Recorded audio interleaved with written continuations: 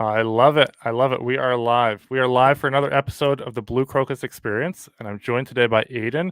We're going to get into some good stuff here about connecting with realtors. He's a realtor and a junk removal business owner, so it's a good combination here. So welcome to the show, Aiden. Thank you. Thanks for having me. Awesome. And we are just getting into it. We are kind of getting chatting, and I was like, let's just go live because always the good stuff happens before we start recording. So we'll kind of carry on the conversation, bring people up to speed on where you are, and a little bit about you, and we'll go from there. Okay. So I am a realtor with Keller Williams Legacy. I'm based out of Ohio. And I also own a junk removal business. We're Solutions Junk Removal Services. And we were starting to talk about kind of how it all got started and where we went from there.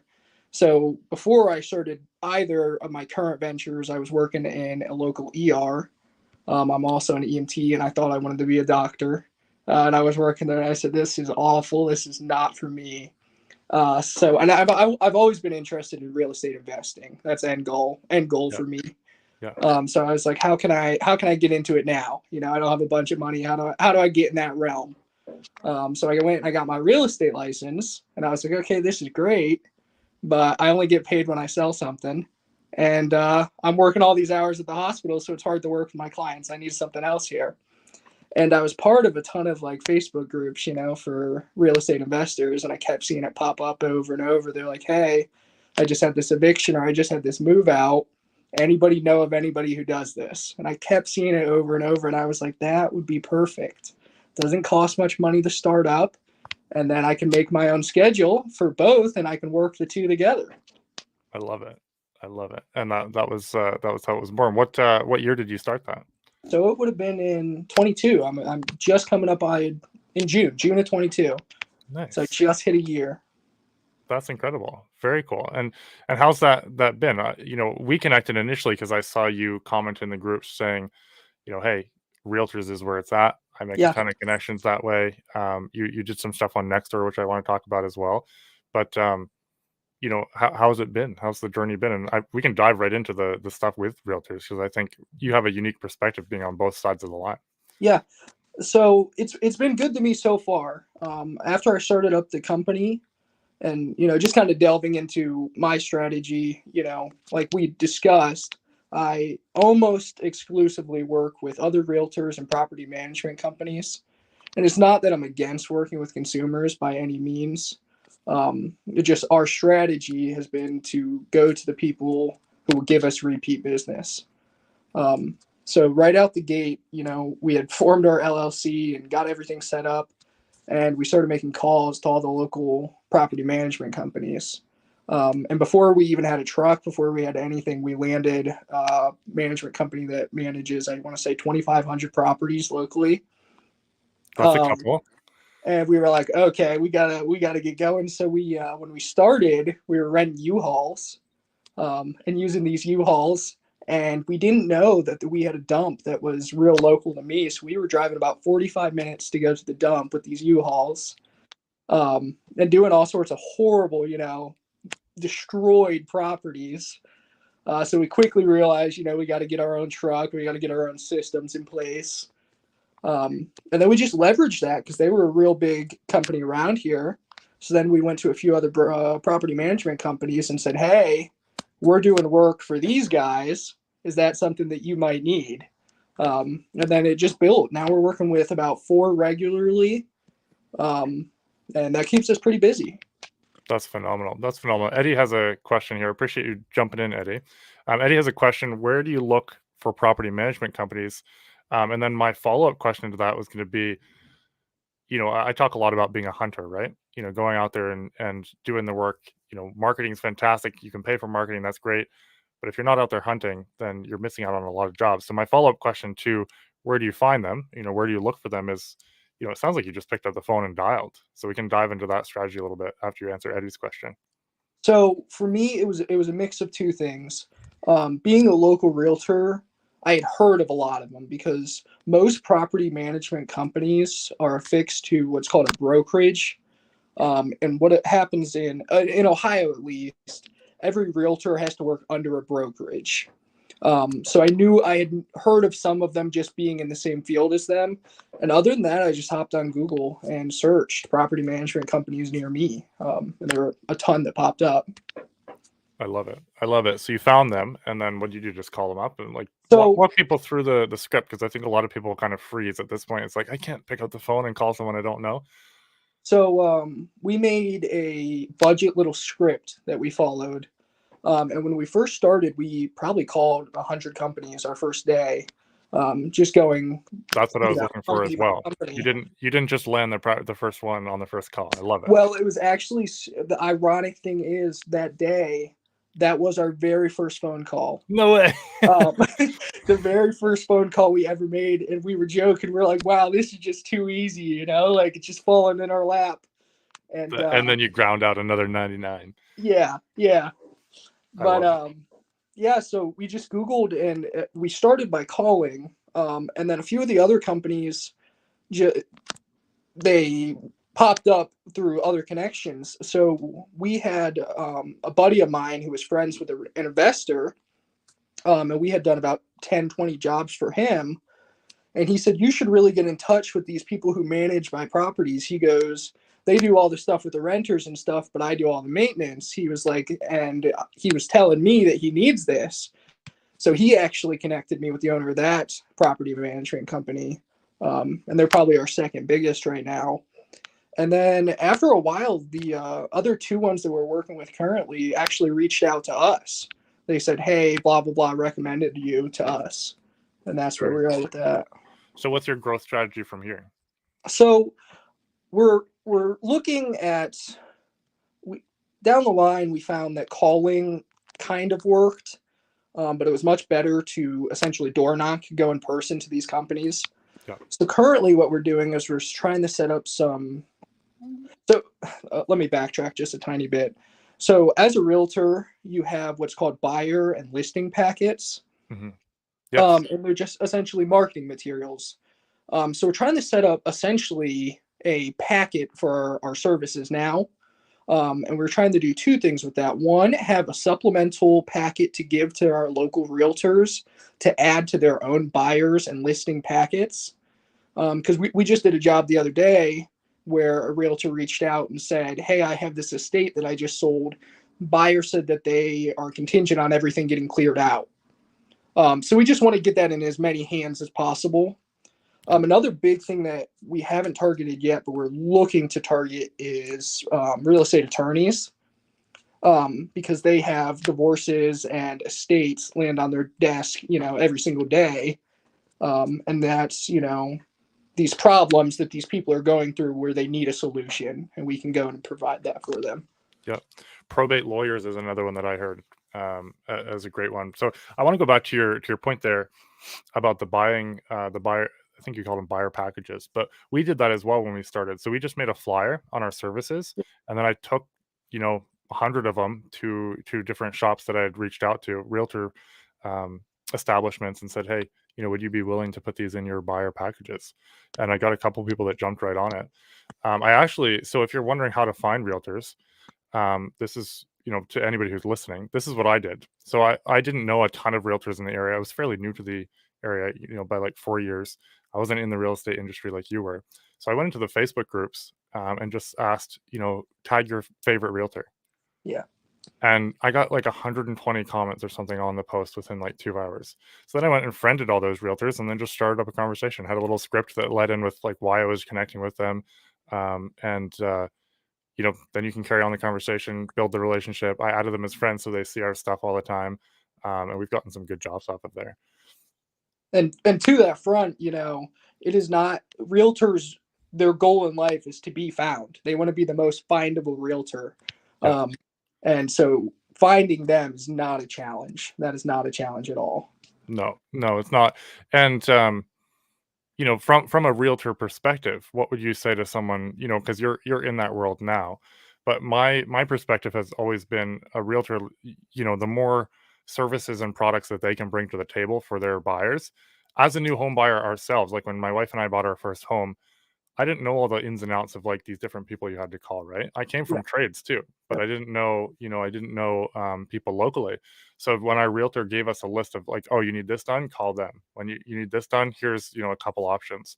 And so from a buyer perspective, it was fantastic to have those options of who to call rather than just going online. You kind of have it holds a different weight when your realtor says it too, right? And you're like, Yep. you have more confidence. But from a realtor perspective, talk to us a little bit about what it's like. I know you're kind of straddling the line, but Yeah. why junk removal companies are so key to have in your back pocket?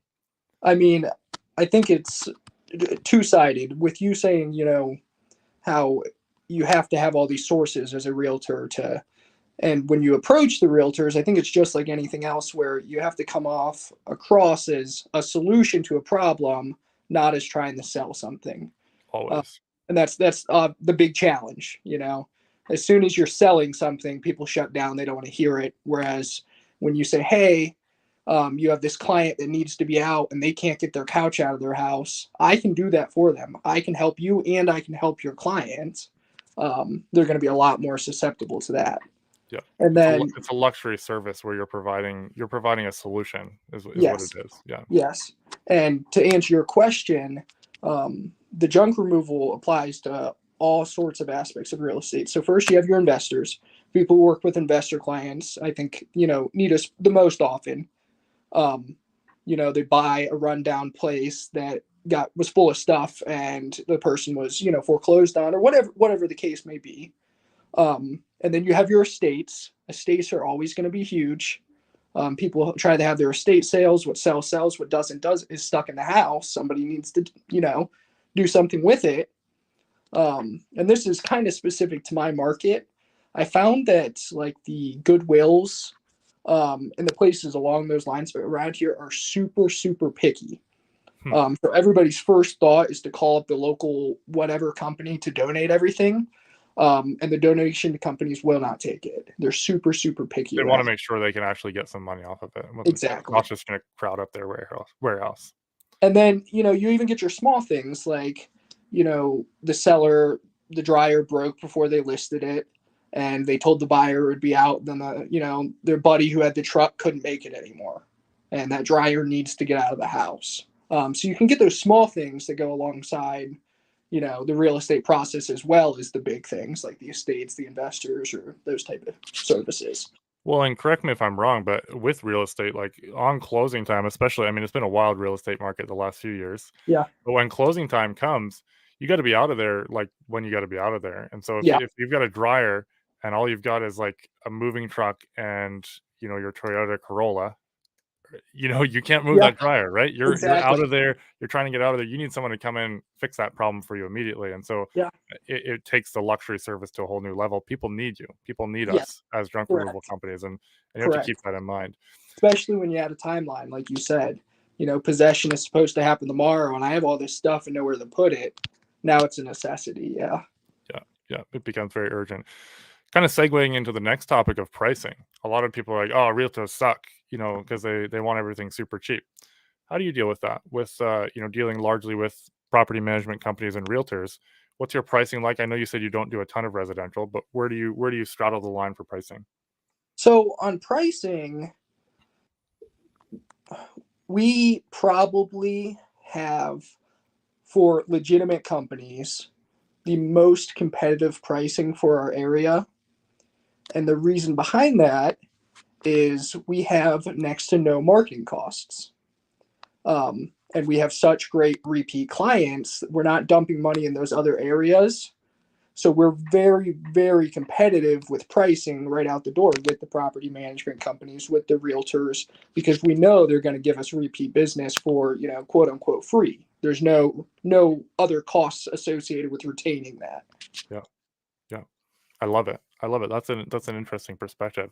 Now, what do you do to keep those relationships alive? Because we're all humans, and even though you might have done the most fantastic job for Mrs. Smith, the realtor, 3 months ago, she's in the hectic pell mell, last few minutes of the sale. How do you make sure that you stay top of mind with those realtors and property managers? Do you do gifting? What do you do there? So property managers, I kind of have a funny story with that as well.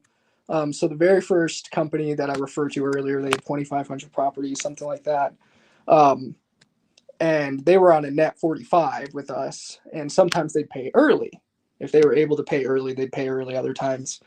And we had kind of built up a relationship with the manager, one of the managers in the office, and she did all the payroll for us. She was the one who cut the checks.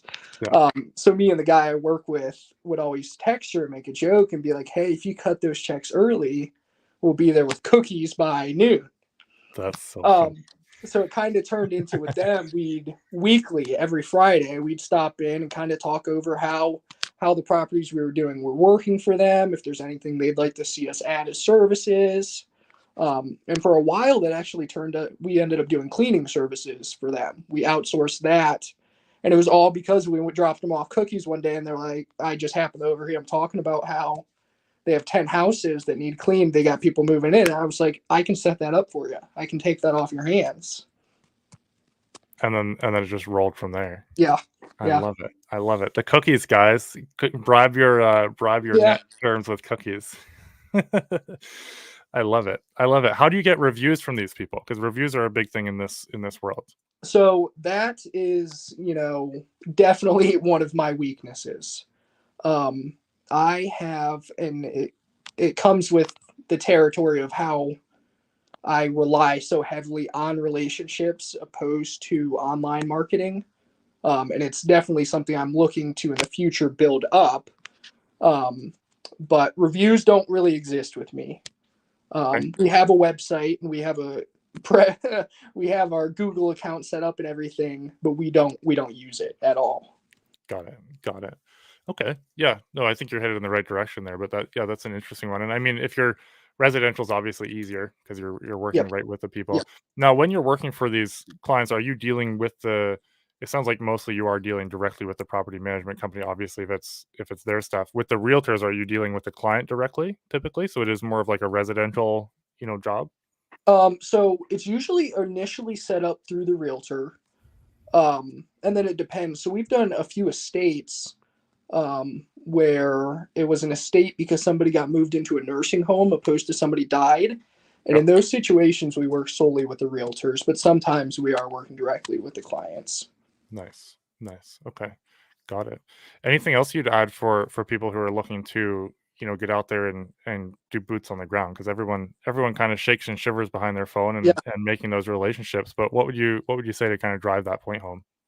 I think, I always just reflect to me personally, if I answer the phone and I hear somebody trying to sell something to me, I one ear out the other. So I think it's good to try to, set up a basis over the phone familiarize yourself with them. But the biggest advice I could give is, set up your marketing packets and market yourself as a solution to an issue they're having.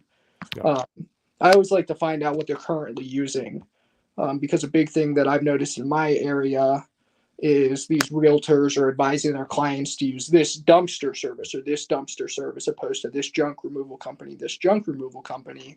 Hmm. And our prices are, in a way competitive with those. Same Yeah. thing with the property management. They're renting these dumpsters, and by the time they add in the labor that they're paying their people to do it, it's roughly our cost. Yeah. Yeah. Yeah. And then you've got all the scheduling and the hassle, Yep. and you Yep. gotta actually take it. Yeah. I love it. I love it. Well, Aiden, this has been phenomenal. Let's kind of wrap up the realtor side of things and touch on the Nextdoor. How have you used Nextdoor to your advantage? So Nextdoor has been a more recent thing that I've been doing, and I don't even have the business account set up. I just use it as a personal account. And I just about once a week make a post on Nextdoor, and it's just something super basic. I started off with something like, spring cleaning, $100 off truckload for the full month. Give me a call or text. And Nextdoor is nice because it provides insights. And off that one post, it had reached like 950 people in 3 days. Amazing. And that ended up converting to like 5 clients.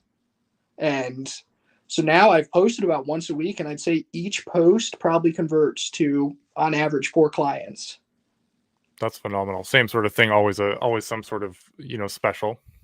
No, so sometimes I've just posted, just the basic, hey, this is us, we're local to this area. These are the things we take. Because I think that's another issue that a lot of people don't realize. So, like tube TVs, for example, we can take tube TVs. Yep.